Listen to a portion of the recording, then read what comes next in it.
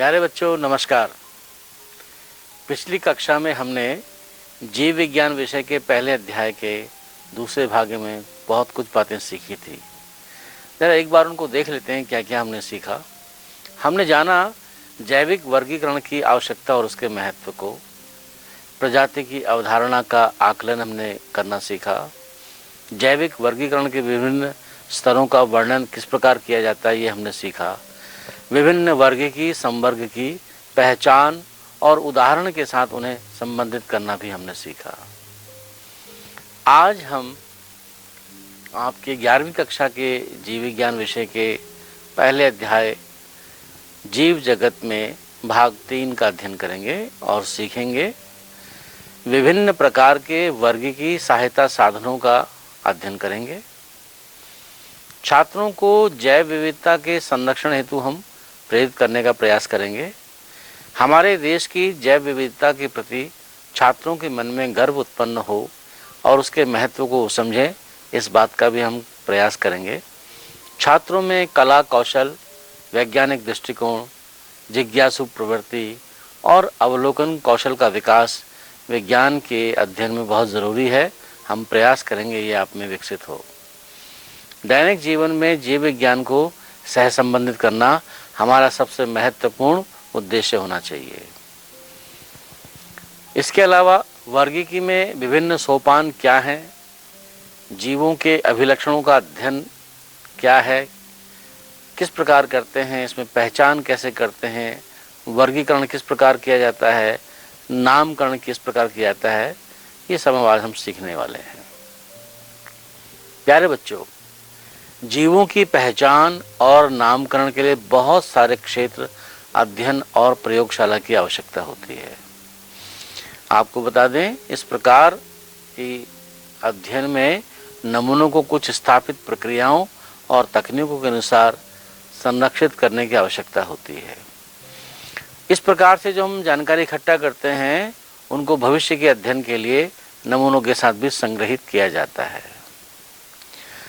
अब ये जो वर्गीकी सहायता साधन हैं, जो वर्गीकरण में हमको सहायता करते हैं, इनका हम क्रमशः एक एक करके विस्तार में अध्ययन करते हैं। क्या आपने कभी हर्बेरियम नाम सुना है? हर्बेरियम दरअसल में वनस्पति संग्रहालय में पौधों के एकत्र नमूनों को कागज की शीट पर सुखाकर और इन शीटों को विश्वव्यापी मान्य वर्गीकरण प्रणाली के अनुसार व्यवस्थित करते हैं। ये नमूने सूचना सहित भविष्य में अध्ययन के लिए वनस्पति संग्रहालय में सुरक्षित रखे जाते हैं।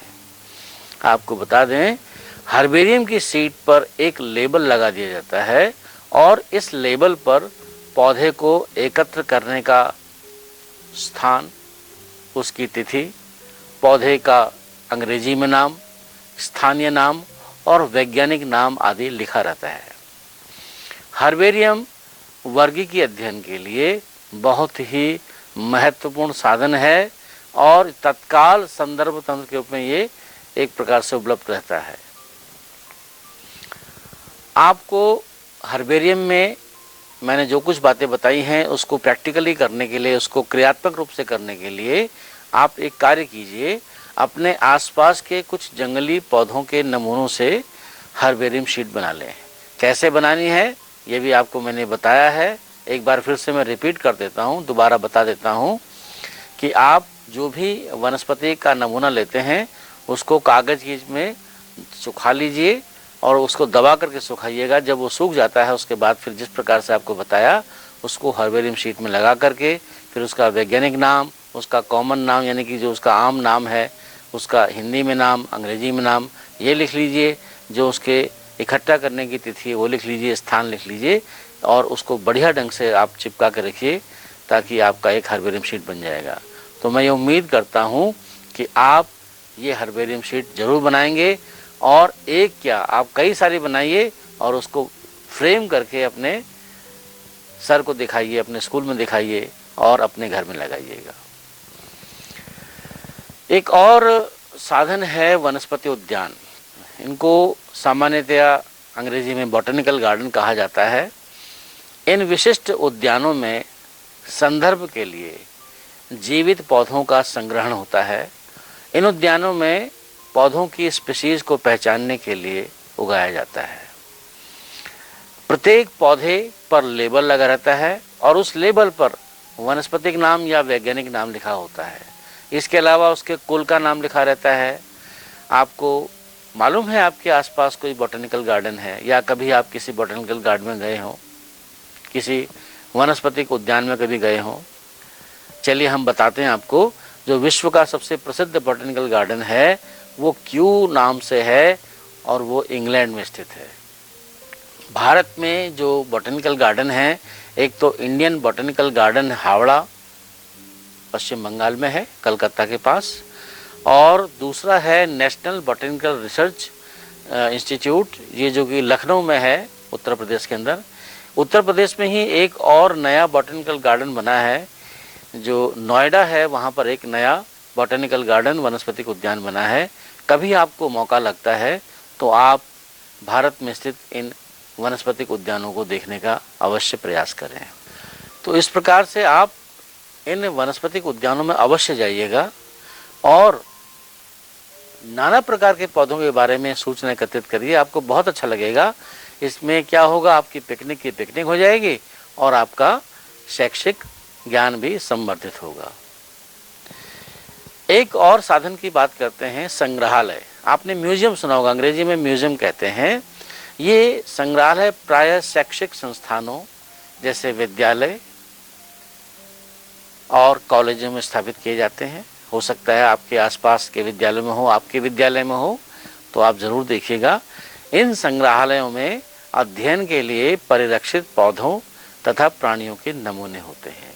परिरक्षित समझते हैं ना आप, उनको सुखा करके, पौधों को सुखा कर, जैसे हर्बेरियम शीट आपको बताई है, इसी प्रकार से उनको विभिन्न प्रकार के नमूनों में रखते हैं और प्राणियों को परिरक्षित घोल में डाल करके जारों में रखा जाता है और उन जारों पर फिर लेबल लगा दिया जाता है, उस जीव का नाम, उसका वैज्ञानिक नाम, जोलॉजिकल नाम, और इस प्रकार से वो संग्रहालय में रखे जाते हैं।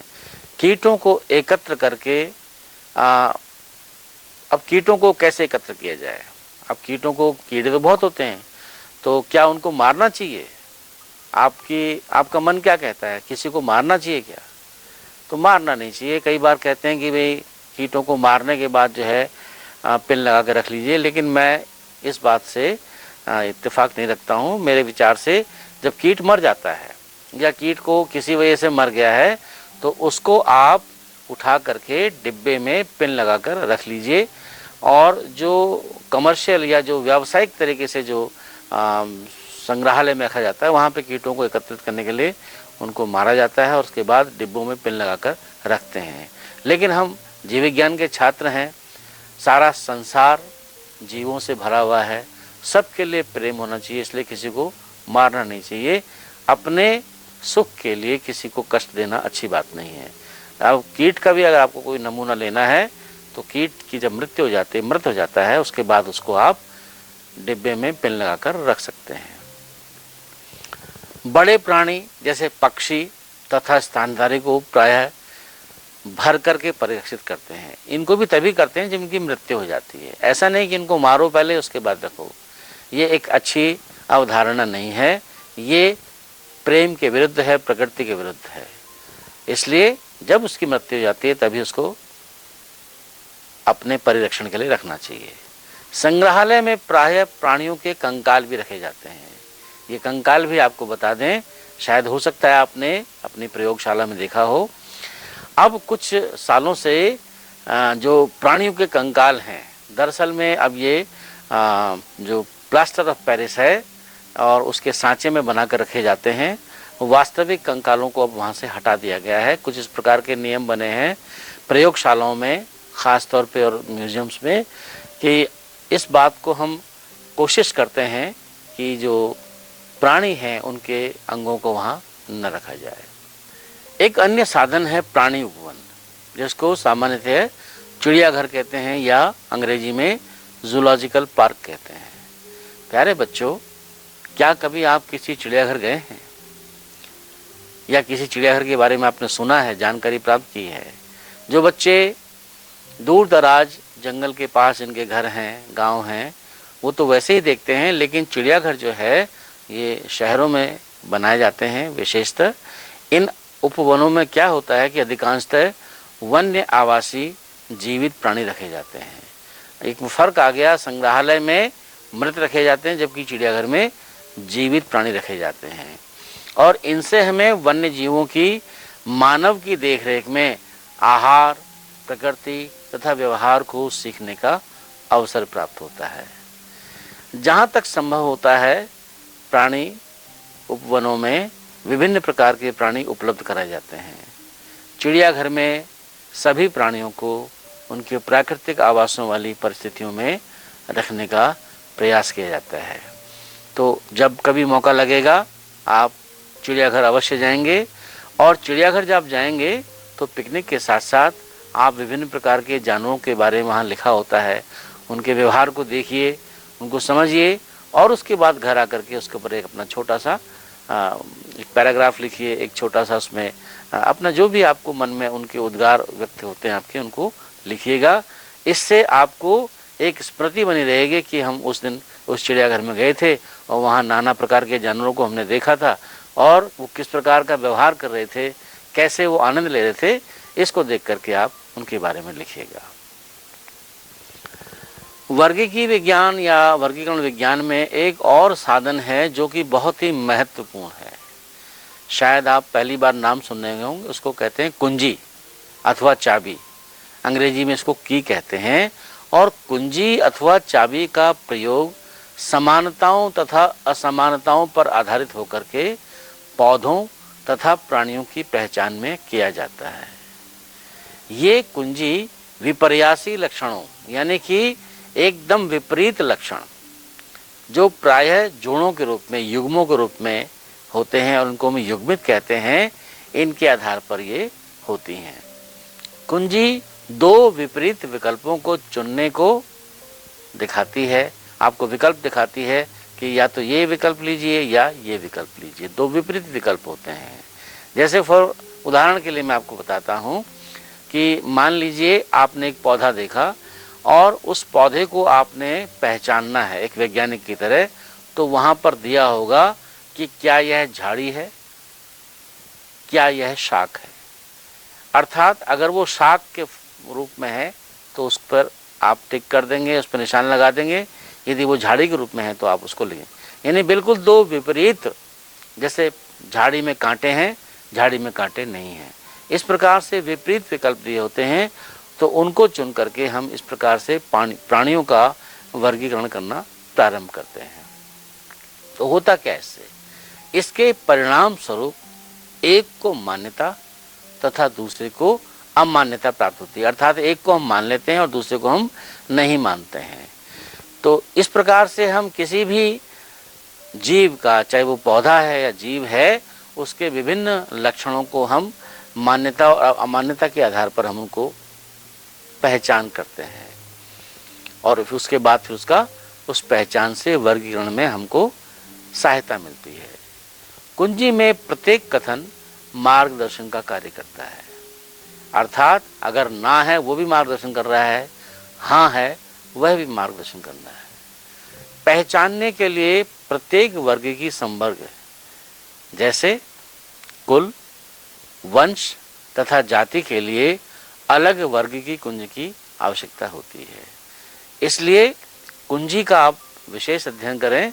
परीक्षा में कुंजी के ऊपर प्रश्न आते हैं, इस बात का आप ध्यान रखेंगे।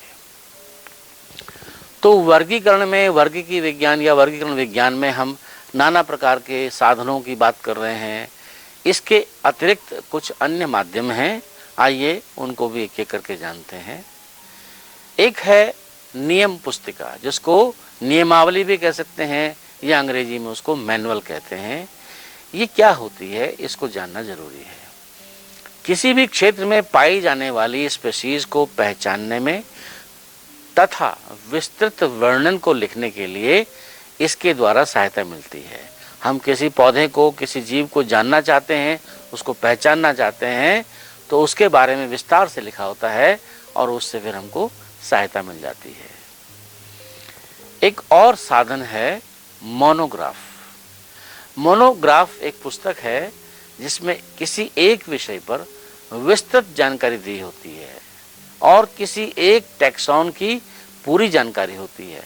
टैक्सॉन के बारे में हमने पिछली कक्षा में जाना था। आपको याद है टैक्सॉन क्या होता है? आप एक बार अपने मस्तिष्क में दोहराइए उसको। टैक्सॉन क्या होता है? वर्गीकरण के प्रत्येक स्तर पर प्रत्येक पद को उस स्तर पर उस पद का एक टैक्सॉन का रूप दिया जाता है। तो इसलिए किसी भी पद पर किसी भी स्तर पर जो टैक्सॉन है उसकी विस्तृत जानकारी मोनोग्राफ में मिल जाती है। एक और साधन है सूची पत्र। इसको अंग्रेजी में कैटलॉग कहते हैं और ये कैटलॉग सही पहचान करने में सहायता करते हैं। एक और साधन है फ्लोरा। फ्लोरा एक प्रकार की पुस्तक है, उसमें किसी क्षेत्र के पौधों तथा उसके वास स्थानों के विषय में विस्तृत जानकारी मिलती है।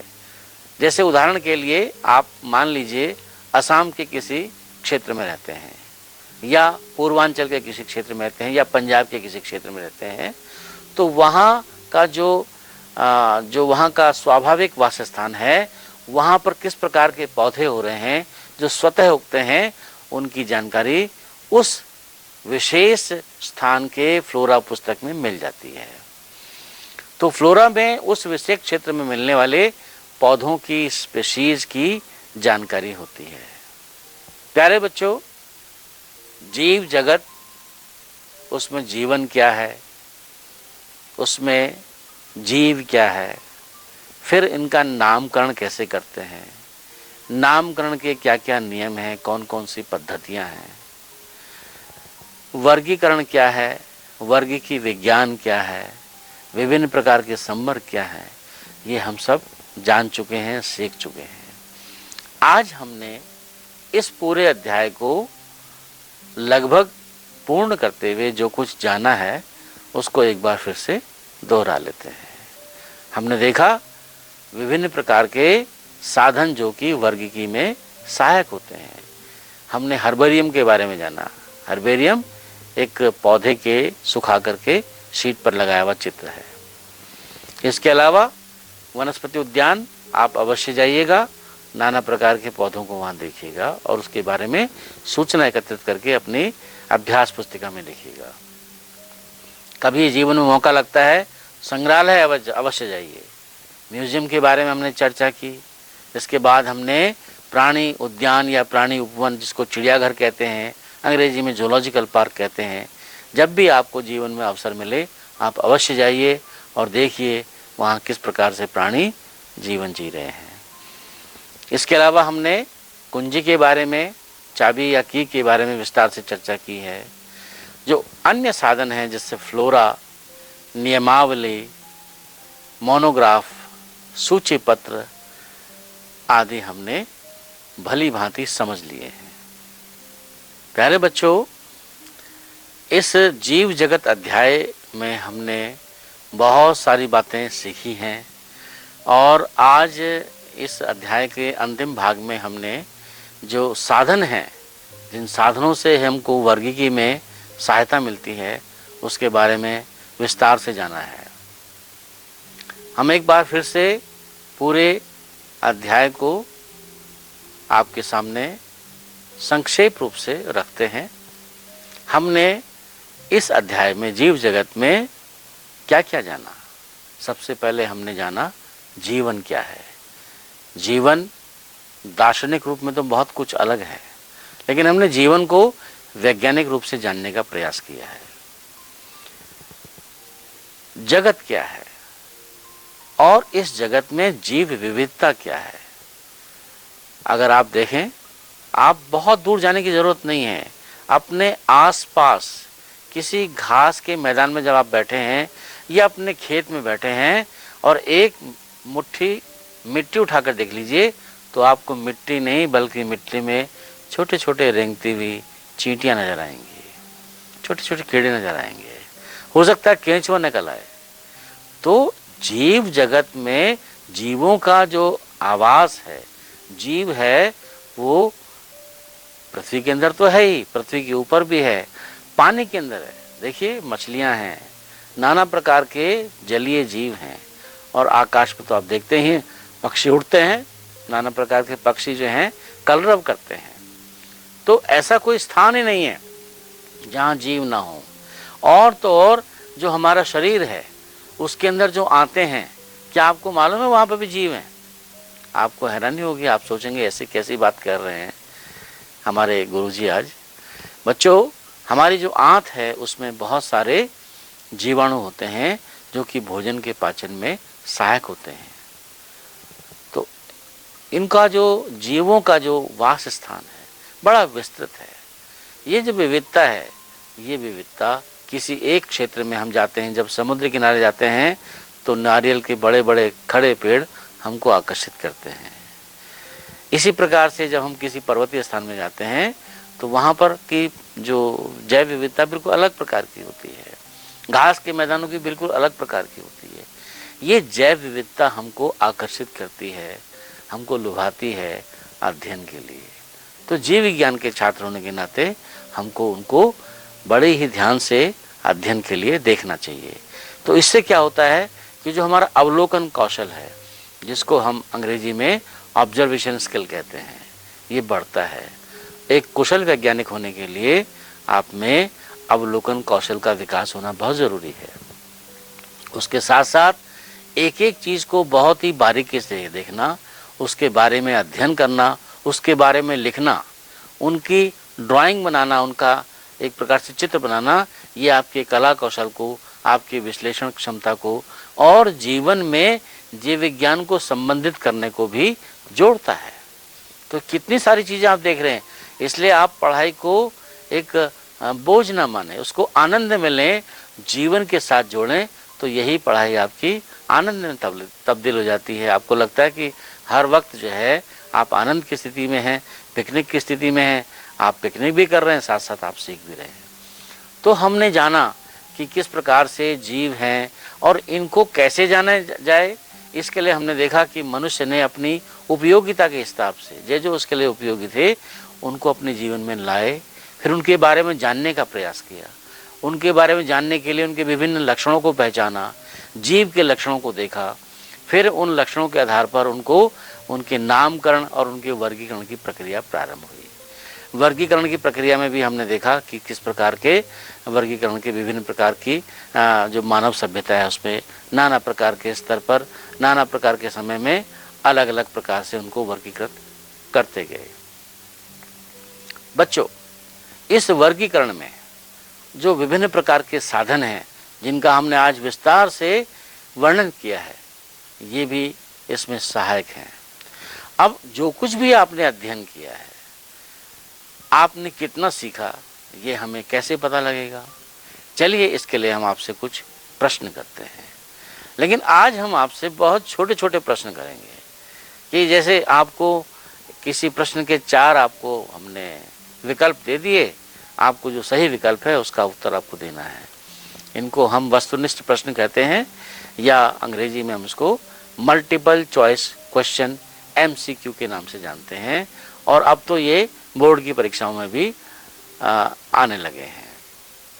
तो पहला प्रश्न है, बॉटेनिकल गार्डन या वनस्पति उद्यान तथा जूलॉजिकल पार्क या प्राणी उद्यान, प्राणी उपवन या चिड़ियाघर में अब आपके पास विकल्प है। केवल जीवित स्थानिक जातियों का संग्रहण होता है, ये ए ऑप्शन है, ए विकल्प है। बी विकल्प में केवल जीवित विदेशज जातियों का संग्रहण होता है। तीसरा विकल्प है सी, जीवित स्थानिक तथा विदेशज जातियों का संग्रहण होता है। और चौथा और अंतिम विकल्प है, केवल स्थानिक पादपों तथा प्राणियों का संग्रहण होता है। अब सोचिए, आप बताइए इसका क्या उत्तर होगा। चलिए हम बताते हैं इसका उत्तर। तीसरा विकल्प है सी, जीवित स्थानिक तथा विदेशज जातियों का संग्रहण होता है। एक और प्रश्न दे रहे हैं आपको पादपों तथा प्राणियों की पहचान तथा वर्गीकरण करने में वर्गीकीय कुंजी एक वर्गीकीय साधन है। इसका प्रयोग किसे तैयार करने में किया जाता है, ये प्रश्न है। अब उसके विकल्प बताते हैं आपको।